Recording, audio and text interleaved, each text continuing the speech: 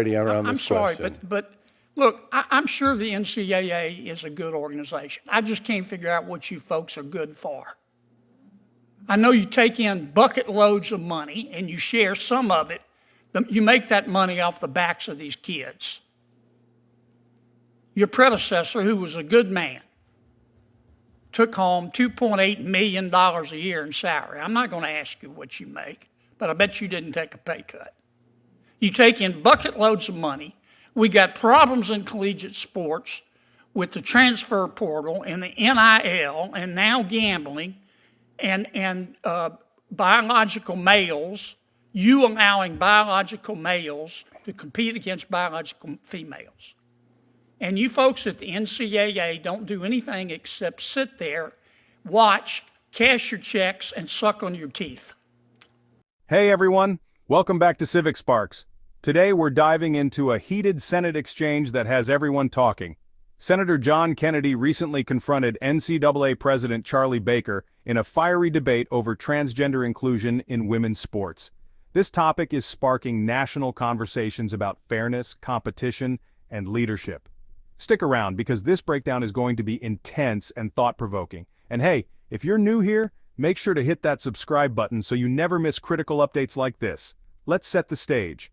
The Senate hearing was supposed to address issues like sports gambling and athlete rights, but things quickly shifted gears. Senator Kennedy wasted no time diving into the controversial topic of transgender athletes competing in women's sports. He grilled NCAA President Charlie Baker on whether the organization's policies truly promote fairness in collegiate competition. Governor Baker, the NCAA exists in part to promote fair competition in collegiate sports, does it not? Could you speak in the mic for me? Yes. Okay. A transgender woman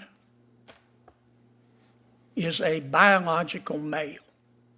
Is that correct? Yes.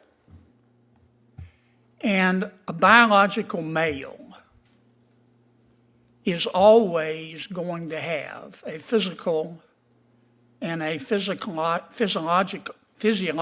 advantage competing in a collegiate sport against a biological female. Isn't that true? There's not a lot of research on it, but it's certainly debatable. You think it's debatable? I think it's debatable. You don't think? I mean, think that a biological male has an advantage every time competing against a biological female? Is that your testimony? No, I think defined the way you defined it, yes, I would agree with you. So you agree with me? Yes. Okay. So why does the NCAA, why do you, your job is to promote fairness in collegiate sports. Why do you support allowing transgender women who are biological males to compete against non-transgender biological females? Over the course of the past 2 years, 5 federal court cases involving this question, let me finish. 5 federal judges have all sided with participation as the standard. This is a very... So you're saying you don't have a choice? I'm saying that under the current dynamic, there is not clarity on this issue legally. Well, why don't you exhibit leadership and demonstrate leadership and provide clarity? If you agree with me, well, first of all, that the purpose of the NCAA is to promote fair competition, and if you agree with me that in every single instance, a biological male is going to have an unfair advantage over a biological female, then why don't you just say, look, in America you can be whomever you want to be, but in terms of fair competition in a collegiate sport, transgender women who are biological males are not going to be allowed to compete against non-transgender women who are biological female. Boom, done. Why don't you take that position, Charlie? Because federal courts have already taken the position that they do have the right to compete. Yeah, 5 times in the past year and a half. You can disagree and be sued. Why don't you demonstrate some leadership? I would love to work with you folks on creating clarity around I'm this sorry, question. but look, I'm sure the NCAA is a good organization. I just can't figure out what you folks are good for. I know you take in bucket loads of money and you share some of it.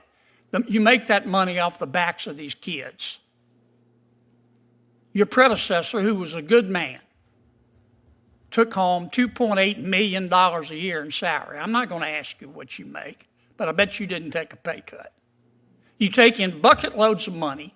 We got problems in collegiate sports with the transfer portal and the NIL and now gambling and biological males, you allowing biological males to compete against biological females.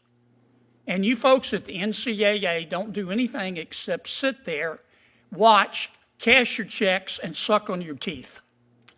I would argue that we've made a lot of progress on a bunch of those Why don't issues. you take a position on transgender biological males competing against females? You just told me it wasn't fair. There's a federal standard on this is one that we would work with you on if you wish to work on it. Why don't you do it on your own? Because we're a national what you're governing there body for, and we sir. follow federal law. That's what you're there for. Why don't you stand up and say in front of God and country, federal law is wrong, and the NCAA believes in fair competition. We also believe in equality.